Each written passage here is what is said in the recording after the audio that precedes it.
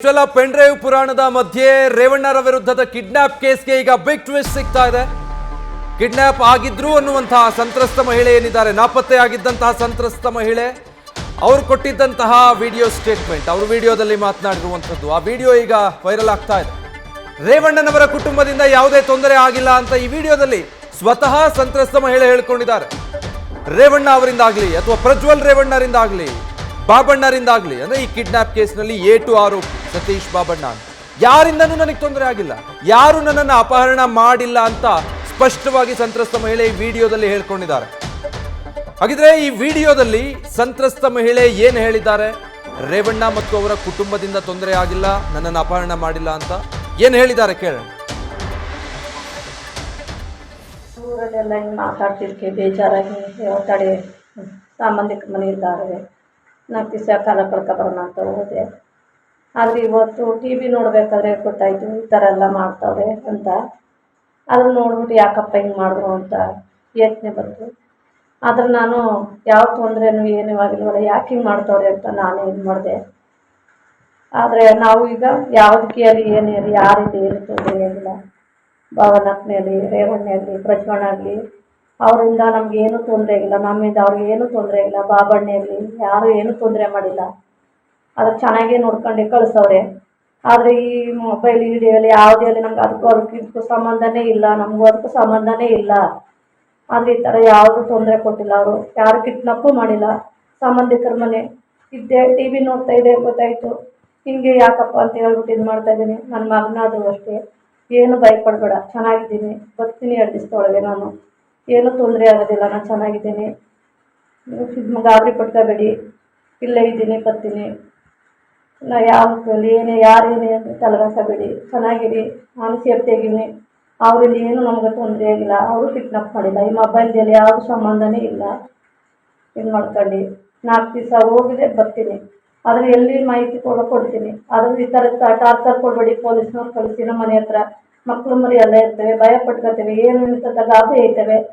ಆದರೆ ಕೊಡಬೇಡಿ, ನಾವು ಕೂಲಿ ಮಾಡ್ಕೊಂಡು ಜೀವನ ಸಾಕೋರು, ನಮ್ಮ ಹೊಟ್ಟೆ ಮೇಲೆ ಇದು ಮಾಡಬೇಡಿ.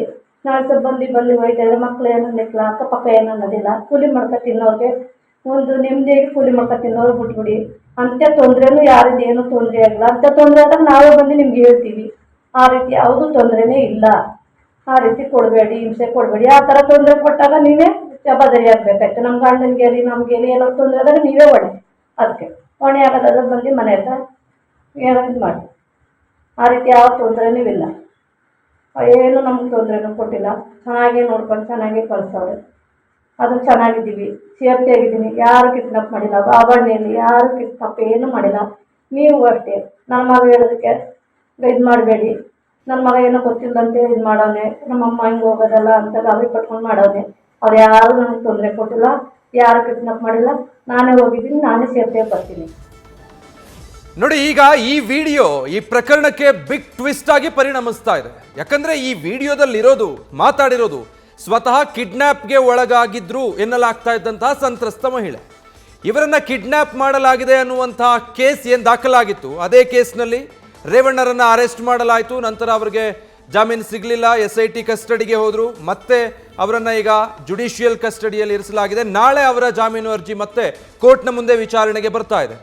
ಈ ಪ್ರಕರಣದಲ್ಲಿ ಸಂತ್ರಸ್ತೆಯಾಗಿರುವಂಥ ಮಹಿಳೆನೇ ಈಗ ಹೇಳಿರುವಂಥ ವಿಡಿಯೋ ನೋಡ್ತಾ ಇದ್ವಿ.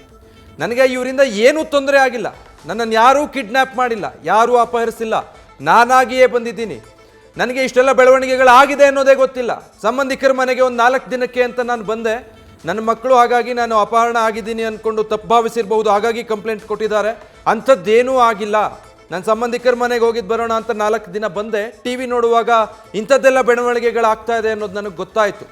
ಬಟ್ ಒಂದನ್ನು ಸ್ಪಷ್ಟವಾಗಿ ಹೇಳ್ತೀನಿ, ನನ್ನನ್ನು ಯಾರೂ ಕೂಡ ಹೆದರಿಸಿಲ್ಲ ಅಥವಾ ಅಪಹರಣ ಮಾಡಿಲ್ಲ. ನನ್ನಿಂದ ಅವರ ಕುಟುಂಬಕ್ಕಾಗಲಿ, ಅಂದರೆ ರೇವಣ್ಣನವರ ಕುಟುಂಬಕ್ಕಾಗಲಿ ಅಥವಾ ಅವರ ಇಡೀ ಕುಟುಂಬದಿಂದ, ರೇವಣ್ಣ, ಪ್ರಜ್ವಲ್ ರೇವಣ್ಣ, ಬಾಬಣ್ಣ, ಯಾರಿಂದ ಕೂಡ ನನಗೂ ತೊಂದರೆ ಆಗಿಲ್ಲ. ಯಾರೂ ನನ್ನನ್ನು ಬಲವಂತವಾಗಿ ಕರ್ಕೊಂಡು ಬಂದು ಎಲ್ಲೂ ಇರಿಸ್ಕೊಂಡಿಲ್ಲ, ನನ್ನನ್ನು ಕಿಡ್ನ್ಯಾಪ್ ಮಾಡಿಲ್ಲ. ಆದರೆ ಈ ರೀತಿಯಾಗಿ ಇದನ್ನು ಬಿಂಬಿಸಲಾಗ್ತಾ ಇದೆ ಅಂತ ಹೇಳೋ ಪ್ರಯತ್ನವನ್ನು ಈ ವಿಡಿಯೋದಲ್ಲಿ ಸ್ವತಃ ಸಂತ್ರಸ್ತ ಮಹಿಳೆ ಮಾಡ್ತಾ ಇರುವಂಥದ್ದು. ನಾಳೆ ಮತ್ತೊಮ್ಮೆ ರೇವಣ್ಣರಿಗೆ ಜಾಮೀನು ಸಿಗುತ್ತಾ ಇಲ್ವಾ, ಅವರ ಬೇಲ್ ಅರ್ಜಿಯ ವಿಚಾರಣೆ ಕೋರ್ಟ್ನ ಮುಂದೆ ಬರಬೇಕಾಗಿದೆ. ಇಷ್ಟೆಲ್ಲದರ ಮಧ್ಯೆ ಈಗ ವೈರಲ್ ಆಗ್ತಾ ಇರುವಂತಹ ಈ ವಿಡಿಯೋ ಪ್ರಕರಣಕ್ಕೆ ದೊಡ್ಡ ಟ್ವಿಸ್ಟ್ ಆಗಿ ಪರಿಣಮಿಸ್ತಾ ಇದೆ. ಹಾಗಿದ್ರೆ SIT ಅಧಿಕಾರಿಗಳ ಮುಂದೆ ಈ ಸಂತ್ರಸ್ತೆ ಏನು ಹೇಳಿಕೆ ಕೊಟ್ಟಿದ್ದಾರೆ? ಒಂದು ವೇಳೆ 164 ಹೇಳಿಕೆ ಕೊಡಿಸೋದಾದ್ರೆ ನ್ಯಾಯಾಧೀಶರ ಮುಂದೆ ಏನು ಹೇಳ್ತಾರೆ? ಗೊಂದಲ ಇರೋದಂತೂ ಹೌದು ಇವರ ಹೇಳಿಕೆಗಳಲ್ಲಿ. ಸೊ ಹಾಗಿದ್ರೆ SIT ಅಧಿಕಾರಿಗಳು ಇವರನ್ನ ರಕ್ಷಣೆ ಮಾಡಿ ಕರ್ಕೊಂಡು ಬಂದ್ವಿ ಅಂತ ಹೇಳ್ತಾರೆ, ಅವ್ರ ಹೇಳಿಕೆನೂ ಪಡ್ಕೊಂಡಿದ್ದಾರೆ. ಬಟ್ ಈ ವಿಡಿಯೋದಲ್ಲಿ ಮಹಿಳೆ ಹೇಳ್ತಾ ಇರೋದೇ ಬೇರೆ. ಮತ್ತೊಮ್ಮೆ ನೋಡೋಣ ಏನು ಹೇಳಿದ್ದಾರೆ ಅಂತ. ಆದರೆ ಊರಲ್ಲೆಲ್ಲ ಹಿಂಗೆ ಮಾತಾಡ್ತಿದ್ದಕ್ಕೆ ಬೇಜಾರಾಗಿ ಒತ್ತಡೆ ಸಂಬಂಧಿಕರ ಮನೆ ಇದ್ದಾರೆ, 4 ದಿವಸ ಕಾಲ ಕಳ್ಕೊಬರೋಣ ಅಂತ ಹೋದೆ. ಆದರೆ ಇವತ್ತು TV ನೋಡಬೇಕಾದ್ರೆ ಗೊತ್ತಾಯಿತು ಈ ಥರ ಎಲ್ಲ ಮಾಡ್ತಾವ್ರೆ ಅಂತ. ಅದನ್ನು ನೋಡ್ಬಿಟ್ಟು ಯಾಕಪ್ಪ ಹಿಂಗೆ ಮಾಡಿದ್ರು ಅಂತ ಯೋಚನೆ ಬಂತು. ಆದರೆ ನಾನು ಯಾವ ತೊಂದರೆನೂ ಏನೂ ಆಗಿಲ್ವಲ್ಲ, ಯಾಕೆ ಹಿಂಗೆ ಮಾಡ್ತಾವ್ರೆ ಅಂತ ನಾನು ಇದು ಮಾಡಿದೆ. ಆದರೆ ನಾವು ಈಗ ಯಾವುದಕ್ಕೆ ಅಲ್ಲಿ ಏನೇ ಇರಲಿ ಯಾರಿಂದ ಏನು ತೊಂದರೆ ಆಗಿಲ್ಲ. ಭಾವನಕ್ಕನಲ್ಲಿ ರೇವಣ್ಣ ಆಗಲಿ ಪ್ರಜ್ವಣ್ಣ ಆಗಲಿ ಅವರಿಂದ ನಮಗೇನು ತೊಂದರೆ ಆಗಿಲ್ಲ, ನಮ್ಮಿಂದ ಅವ್ರಿಗೆ ಏನೂ ತೊಂದರೆ ಆಗಿಲ್ಲ. ಬಾಬಣ್ಣ ಆಗಲಿ ಯಾರೂ ಏನೂ ತೊಂದರೆ ಮಾಡಿಲ್ಲ. ಅದಕ್ಕೆ ಚೆನ್ನಾಗೇ ನೋಡ್ಕೊಂಡು ಕಳಿಸವ್ರೆ. ಆದರೆ ಈ ಮೊಬೈಲ್ ವಿಡಿಯೋಲಿ ಯಾವುದೇ ಅಲ್ಲಿ ನಮ್ಗೆ ಅದಕ್ಕೂ ಸಂಬಂಧನೇ ಇಲ್ಲ, ನಮಗೂ ಅದಕ್ಕೂ ಸಂಬಂಧನೇ ಇಲ್ಲ. ಆದರೆ ಈ ಥರ ಯಾವುದೂ ತೊಂದರೆ ಕೊಟ್ಟಿಲ್ಲ, ಅವರು ಯಾರು ಕಿಡ್ನಾಪು ಮಾಡಿಲ್ಲ. ಸಂಬಂಧಿಕರ ಮನೆ ಇದ್ದೆ, TV ನೋಡ್ತಾ ಇದೆ ಗೊತ್ತಾಯಿತು. ಹಿಂಗೆ ಯಾಕಪ್ಪ ಅಂತ ಹೇಳ್ಬಿಟ್ಟು ಇದು ಮಾಡ್ತಾಯಿದ್ದೀನಿ. ನನ್ನ ಮಗನಾದರೂ ಅಷ್ಟೇ, ಏನು ಭಯಪಡಬೇಡ, ಚೆನ್ನಾಗಿದ್ದೀನಿ, ಬರ್ತೀನಿ 2 ದಿವಸದೊಳಗೆ, ನಾನು ಏನೂ ತೊಂದರೆ ಆಗೋದಿಲ್ಲ, ನಾನು ಚೆನ್ನಾಗಿದ್ದೀನಿ, ಗಾಬರಿ ಪಟ್ಕೋಬೇಡಿ, ಇಲ್ಲೇ ಇದ್ದೀನಿ, ಬರ್ತೀನಿ, ನಾ ಯಾವತ್ತೂ ಏನೇ ಯಾರೇನೇ ಅಂತ ತಲೆಗಾಸಬೇಡಿ, ಚೆನ್ನಾಗಿರಿ, ನಾನು ಸೇಫ್ಟಿಯಾಗಿದ್ದೀನಿ. ಅವರಿಂದ ಏನು ನಮಗೆ ತೊಂದರೆ ಆಗಿಲ್ಲ, ಅವರು ಕಿಡ್ನಾಪ್ ಮಾಡಿಲ್ಲ. ಈ ಮೊಬೈಲ್ದಲ್ಲಿ ಯಾವುದು ಸಂಬಂಧನೇ ಇಲ್ಲ.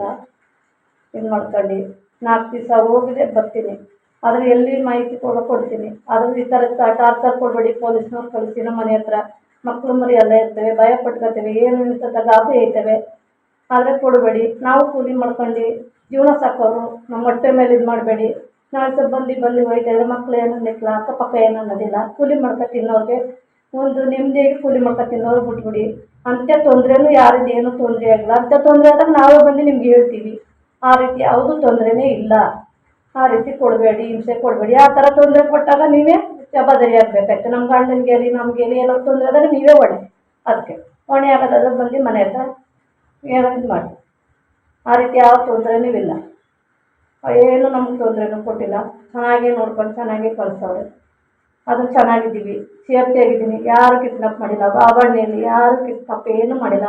ನೀವು ಅಷ್ಟೇ ನನ್ನ ಮಗ ಹೇಳೋದಕ್ಕೆ ಇದು ಮಾಡಬೇಡಿ. ನನ್ನ ಮಗ ಏನೋ ಗೊತ್ತಿಲ್ಲದಂತೆ ಇದು ಮಾಡೋನೆ, ನಮ್ಮಮ್ಮ ಹಿಂಗೆ ಹೋಗೋದಲ್ಲ ಅಂತ ಗಾಬರಿ ಪಟ್ಕೊಂಡು ಮಾಡೋನೆ. ಅವ್ರು ಯಾರು ನನಗೆ ತೊಂದರೆ ಕೊಟ್ಟಿಲ್ಲ, ಯಾರು ಕಿಡ್ನಾಪ್ ಮಾಡಿಲ್ಲ. ನಾನೇ ಹೋಗಿದ್ದೀನಿ, ನಾನೇ ಸೇಫ್ಟಿಯಾಗಿ ಬರ್ತೀನಿ. ನ್ಯೂಸ್ ಫಸ್ಟ್ ನಿರ್ಭೀತಿಯಿಂದ ನಿಮ್ಮ ಪರವಾಗಿ.